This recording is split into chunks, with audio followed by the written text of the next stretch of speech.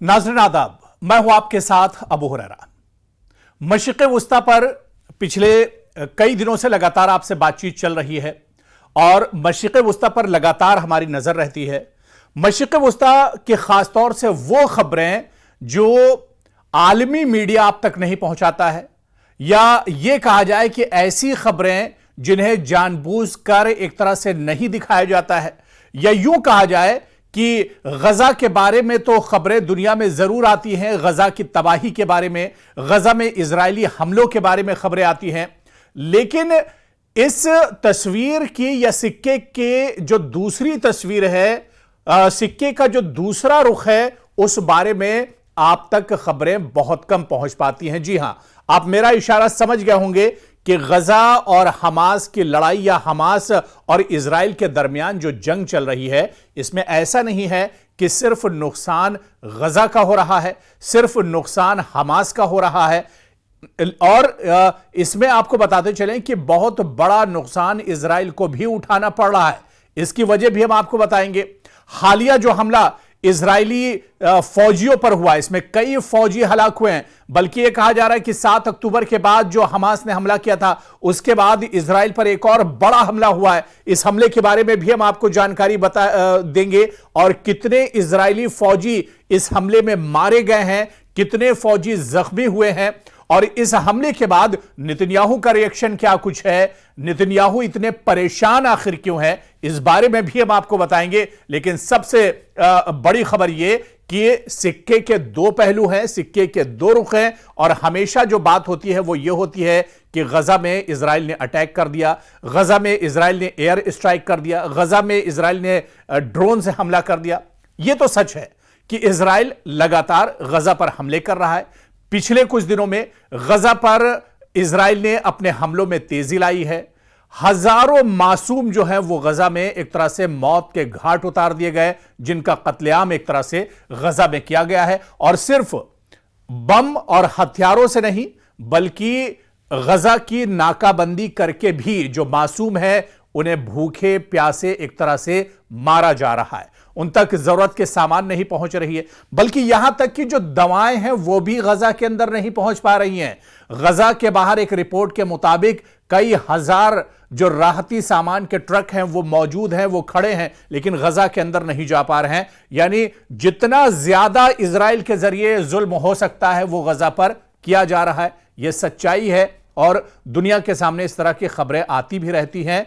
और गजा में 7 अक्टूबर के बाद सिर्फ गजा की अगर बात करें, इजराइल के हमलों में 54,000 से ज्यादा जो फिलिस्तीनी है वो मारे गए हैं। गजा के अंदर मासूम बच्चों पर हमला किया गया, खवातीन पर हमला किया गया, बुजुर्गों पर एक तरह से हमला किया गया, और 54,000 से ज्यादा लोग सिर्फ गजा के अंदर हलाक किए गए हैं, मारे जा चुके हैं, उनका कत्लेआम किया गया है। यह तस्वीर है, लेकिन इससे भी बड़ी तस्वीर ये, और इससे भी बड़ी सच्चाई ये कि इस लड़ाई में ऐसा नहीं है कि इजराइल परेशान नहीं है, नेतन्याहू परेशान नहीं है। नेतन्याहू की पेशानी पर भी अब शिकन साफ तौर पर देखा जा सकता है। जो बड़ी खबर है जिसकी हम बात कर रहे हैं, और आज की जो सबसे बड़ी खबर है, शुमाली गजा में इजरायली फौजियों पर हमला किया गया है।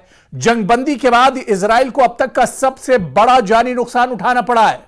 जी हां, जो पिछली जंगबंदी हुई थी हमास और इजराइल के दरमियान, उसमें अब तक का सबसे बड़ा जो जानी नुकसान है वो इजराइल को उठाना पड़ा है। इजरायली फौज की गजा में लगातार जारिहत जो है वो जारी है, लगातार गजा में स्ट्राइक कर रहा है इजराइल, ये सभी जानते हैं। लेकिन इजराइल के फौजी भी इस जंग में मारे जा रहे हैं। इस जंग में इजराइल का भी बड़े पैमाने पर जानी और माली नुकसान हो रहा है। यरूशलेम से जो पूरी खबर आई है वो हम आपको बता रहे हैं कि इजरायली फौज ने एक जानकारी देते हुए कहा है कि गजा की पट्टी में उसके कई फौजी मारे गए हैं। मार्च में हमास के साथ जंगबंदी खत्म करने के बाद से इजराइल की अफवाज पर यह सबसे मोहलिक, सबसे बड़ा, सबसे खतरनाक हमला बताया जाता है। फौज ने बताया कि कई फौजी मारे गए हैं, और सबसे अहम बात यह है कि जो फौजी इजरायली मारे गए हैं इनकी उम्र 20 साल के आसपास बताई जाती है, यानी यंग फौजी हैं, बिल्कुल नौजवान ये लड़के हैं जो एक तरह से इजराइल की फौज में थे और इन्हें मारा गया है। आपको बताते चलें कि एक दो दिन पहले ही शुमाली गजा में लड़ाई के दौरान ये फौजी मारे गए हैं और बाकायदा इजरायली मीडिया ने भी इसकी तस्दीक की है। इजरायली मीडिया ने बताया है कि वो जबालिया, जिसके बारे में आप जानते होंगे, जबालिया का इलाका जहां पर बहुत ज्यादा नुकसान एक तरह से गजा के अंदर पहुंचाया था इजराइल की फौज ने, ये वही जबालिया है। जबालिया के इलाके में एक धमाके में दरअसल ये फौजी मारे गए। आईडीएफ की इब्तिदाई तहकीकात के मुताबिक कई फौजी जो हैं वो जबालिया में फायर इंजन की हिफाजत कर रहे थे। यह फायर इंजन दरअसल इजराइल का था और बहुत इंपॉर्टेंट होता है जब जंग होती है उस दौरान, तो इस फायर इंजन की हिफाजत ये फौजी कर रहे थे इजराइल के, जो गजा में एक बख्तरबंद गाड़ी को बुझाने के लिए दाखिल हुआ था, जिसमें तकनीकी खराबी की वजह से दरअसल आग लग गई थी और इसकी वजह से फायर ब्रिगेड की गाड़ी पहुंची हुई थी। और जबालिया से निकलते हुए काफिला सड़क किनारे बारूदी मवाद दरअसल पहले से लगा दिया गया था, जिससे इजराइल के ये फौजी एक तरह से हलाक हो गए। और जैसे ही इजराइल के फौजियों का यह काफिला जहां पर बारूदी सुरंग बिछी हुई थी, बारूदी सुरंग के जैसे ही पास में यह काफिला पहुंचता है, उसी वक्त बड़ा सा धमाका होता है और इस धमाके में इजराइल के कई फौजी मारे जाते हैं। कई फौजी जो है हलाक हो गए हैं, जो मौत और जिंदगी की जंग एक तरह से अस्पताल में लड़ रहे हैं। और यह बताया जा रहा है कि अभी अभी हालिया दिनों जो जंगबंदी हुई थी, जिस जंगबंदी को इजराइल ने ही तोड़ दिया है, इस जंगबंदी के मुआहिदे को, इस जंगबंदी के बाद इजराइल का सबसे बड़ा जानी नुकसान एक तरह से हुआ है इस हमले में, और यह हमला बारूदी सुरंग के जरिए से किया गया है। और इसके अलावा यानी आप जिस तरह से इससे पहले की जो रिपोर्ट्स हैं और जिसमें हम ये दावा करते रहे हैं, जी हां, ये दावा लगातार हम आपसे करते रहे कि इजराइल, हमास और इजराइल की लड़ाई में ऐसा नहीं है कि सिर्फ हमास का नुकसान हो रहा है, हमास के फौजी मारे जा रहे हैं, बल्कि जो मरने वालों की तादाद गजा में है वो 54,000 से ज्यादा है। और इसमें निहत्थे जो बच्चे हैं वो एक तरह से मासूम बच्चे, निहत्ती जो खवातीन हैं, जो बुजुर्ग हैं, वो बड़ी तादाद में मारे गए हैं। लेकिन दूसरी तरफ अगर आप देखिए तो 7 अक्टूबर के हमले के बाद से अब तक 860 के करीब इजरायली फौजी हलाक हो चुके हैं। यह चौंकाने वाली रिपोर्ट आपके लिए हो सकती है, क्योंकि दुनिया यह समझती है कि इजराइल के फौजियों का नुकसान नहीं हो रहा है। लेकिन आज हम आपको बता दें कि अब 600 दिन इस लड़ाई को अब तक हो चुके हैं, इस जंग को अब तक हो चुके हैं हमास और इजराइल के दरमियान। और इन 600 दिनों में आपको हम बताते चले कि 7 अक्टूबर के हमले के बाद से अब तक 860 के करीब इजरायली फौजी मारे जा चुके हैं। जी हां, जो तादाद है वो बहुत ज्यादा है इजराइल के, क्योंकि फौजी, इजराइल खुद कहता है कि वहां पर जो सैनिक होते हैं, जो फौजी होते हैं, उनकी ट्रेनिंग पर लाखों करोड़ों रुपए खर्च किए जाते हैं।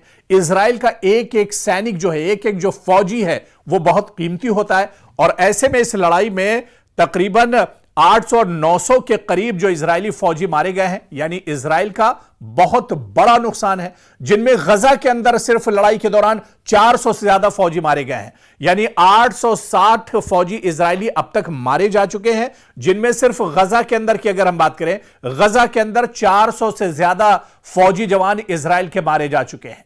इसी तरह से हमास की जानिब से जो मगवी हैं, जिन्हें एक तरह से कैद कर लिया गया था, जिन्हें जल्द रिहा करने के मुआहिदे को तब्दील करने से इनकार करने के बाद इजराइल ने मार्च में जंगबंदी खत्म कर दी थी। जंगबंदी दरअसल इजराइल ने खत्म नहीं की थी, बल्कि जंगबंदी की खिलाफ वर्जी इजराइल ने की थी। और गजा की वजारत सेहत के मुताबिक इजरायली हमलों के बाद से अब तक हजारों फिलिस्तीनी हलाक हो चुके हैं। हमास के जेर क़यादत मुसल्लह जंगजुओं ने 7 अक्टूबर 2023 को इजराइल पर हमले में तकरीबन 1200 अफराद को हलाक कर दिया था और 251 अफराद को यरगमाल बना लिया था। उन्हें अपने साथ वो यरगमाल बनाकर ले गए थे। और अब भी 58 इजरायली यरगमालियों को अपने पास हमास रखे हुआ है, जिनमें से 1/3 से ज्यादा जिंदा होने के बारे में ख्याल किया जाता है, जबकि बाकी में बेशतर को जंगबंदी के मुआहिदों या दीगर मुआहिदों में रिहा कर दिया गया है। तो गजा की यह लड़ाई ऐसा नहीं है कि सिर्फ एक तरफा लड़ाई है, सिर्फ इजराइल इस जंग में जीत रहा है। यह जरूर है कि इजराइल जानी नुकसान बहुत ज्यादा कर रहा है। इजराइल के पास लेटेस्ट हथियार हैं, इजराइल के पास ड्रोन है, इजराइल एयर स्ट्राइक करता है, इजराइल गजा पर बम गिराता है। तो जिस तरह से देखा जाए हथियार और गोला बारूद में इजराइल बहुत मजबूत है, फौजी ताकत इजराइल की बहुत ज्यादा है। लेकिन ऐसा नहीं है कि इस मजबूत फौजी ताकत के बावजूद इजराइल का नुकसान नहीं हो रहा है। इजराइल का बहुत ज्यादा नुकसान हो रहा है। और इससे पहले की रिपोर्ट में भी हमने आपको बताया है, चाहे बिन गोरियन एयरबेस की बात करें, चाहे सराया अल कुद्स की बात करें, चाहे दूसरे जो हमास के लड़ाका जो विंग है वो लगातार नुकसान पहुंचा रहे हैं। और सबसे ज्यादा जो नुकसान अभी तक की लड़ाई में इजराइल का किया है वो यमन के हूसियों ने किया है। जी हां, यमन के जो लड़ाका हैं, जो जंगजू हैं, वो लगातार कहीं ना कहीं नुकसान इजराइल को पहुंचा रहे हैं। और अब तो बात इतनी ज्यादा मशरिक़ वुस्ता में आगे बढ़ चुकी है मिडिल ईस्ट में, जहां पर ईरान भी एक तरह से ताल ठोक रहा है। और ईरान भी कह रहा है कि अब वो जंग के लिए पूरे तौर से तैयार है। यानी अगर कोई नापाक हरकत इजराइल की तरफ से ईरान के बारे में सोचता भी है इजराइल, तो ईरान भी हमले के लिए पूरे तौर से तैयार है। और यही वजह है, जिस तरह से हालिया दिनों हमने देखा कि जब एक तरह से सालसी की थी अमेरिका ने कि एक बार फिर मशरिक़ वुस्ता में जंगबंदी होनी चाहिए, गजा में अब जंग का दौर खत्म होना चाहिए, तो इजराइल पहले तैयार हो गया था। इजराइल फौरन तैयार था कि हां जंगबंदी हो जानी चाहिए। लेकिन हमास ने इस मसवदे को, ये जो एक सालसी की राय रखी गई थी, इस पर एक तरह से हमास तैयार नहीं हुआ। और हमास ने कहा कि इस तरह के हालात में जंगबंदी वो नहीं चाहता है, बल्कि अब आर पार की लड़ाई होगी। और इस तरह से नेतन्याहू की एक बार फिर से जो मुश्किलें हैं वो एक तरह से बढ़ गई हैं, क्योंकि पूरी दुनिया से अब इजराइल पर दबाव बन रहा है। इस बीच खबर यह भी आई थी कि नेतन्याहू बहुत ज्यादा बीमार हैं, हॉस्पिटलाइज उन्हें किया गया है और उनकी जिम्मेदारियां जो हैं वो उनके जो डिप्टी हैं वो एक तरह से अंजाम दे रहे हैं। और अब शुमाली गजा में जो हमला हुआ है इजरायली फौजियों पर,